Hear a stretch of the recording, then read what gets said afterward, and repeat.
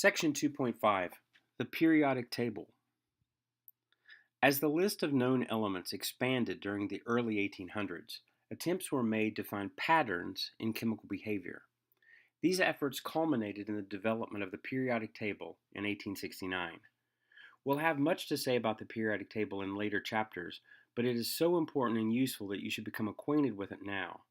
You will quickly learn that the periodic table is the most significant tool that chemists use for organizing and remembering chemical facts.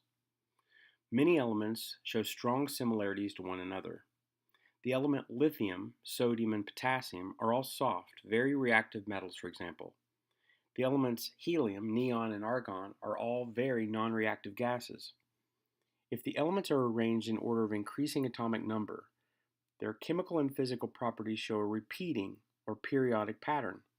For example, each of the soft reactive metals, lithium, sodium, and potassium, comes immediately after one of the non-reactive gases, helium, neon, and argon, as shown in Figure 2.14.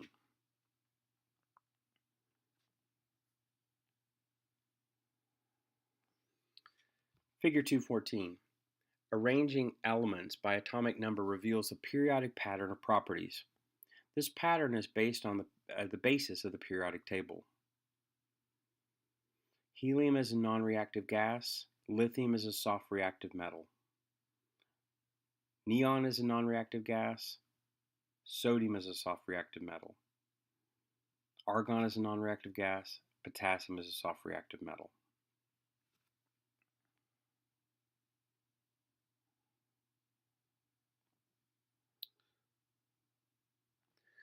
The arrangement of elements in order of increasing atomic number, with elements having similar properties placed in vertical columns, is known as the periodic table. The table shows the atomic number and the atomic symbol for each element, and the atomic weight is often given as well, as in a typical entry for potassium.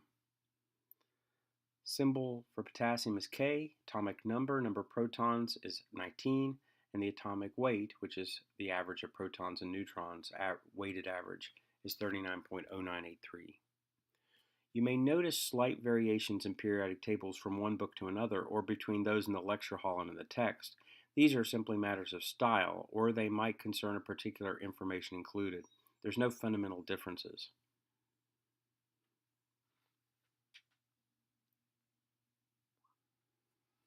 Figure 2.15, periodic table of the elements. The periods are the rows, the horizontal rows. The groups are the vertical columns containing elements of similar properties. The step-like line divides metals from nonmetals, metals on the left, nonmetals on the right, and elements are all in order of atomic mass, increasing atomic mass number.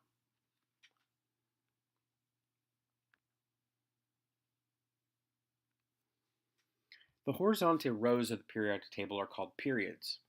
The first period consists of only two elements, hydrogen and helium. The second and third periods consist of 8 elements each. The fourth and fifth period contains 18 elements. The sixth period has 32 elements. For it to fit on the page, 14 of these elements, atomic numbers 15 through 70, appear at the bottom of the table. The seventh period is incomplete, but it also has 14 of its members placed in a row at the bottom of the table. The vertical columns are groups. The way in which the groups are labeled in some are somewhat arbitrary. 3 labeling schemes are in common use, 2 of which are shown in Figure 2.15. The top set of labels, which have A and B designation, is widely used in North America. Roman numerals rather than Arabic ones are often employed in this scheme. Group 7A, for example, is often labeled Roman numeral 7A. European use a similar convention that numbers the columns from 1A to 8A and then from 1B to 8B, thereby giving the labels 7B instead of 7A to the group headed by fluorine. In an effort to eliminate this confusion, the International Union of Pure and Applied Chemistry, IUPAC, has proposed a convention that numbers the groups from 1 to 18 with no or A and B designations, as shown in Figure 2.15. We'll use the traditional North American convention with the Arabic numerals and the letters A and B. Elements in a group often exhibit similarities in physical and chemical properties.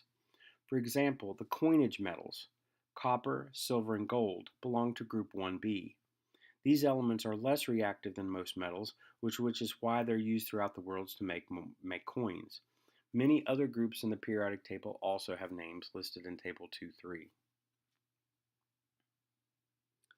We will learn in chapters 6 and 7 that elements in a group have similar properties because they have the same arrangement of electrons as the periphery of their atoms. However, we need not wait until then to make good use of the periodic table.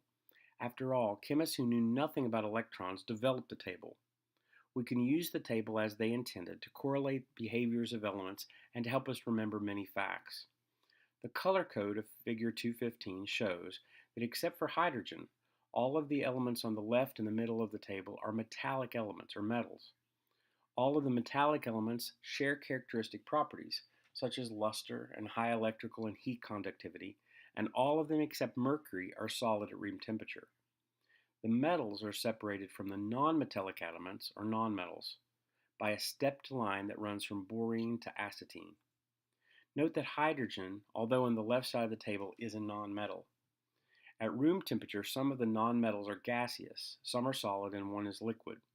Nonmetals generally differ from metals in appearance.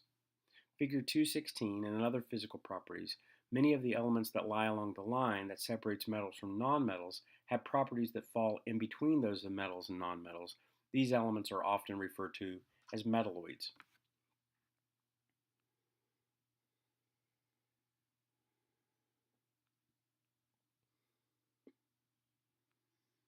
Table 2.3.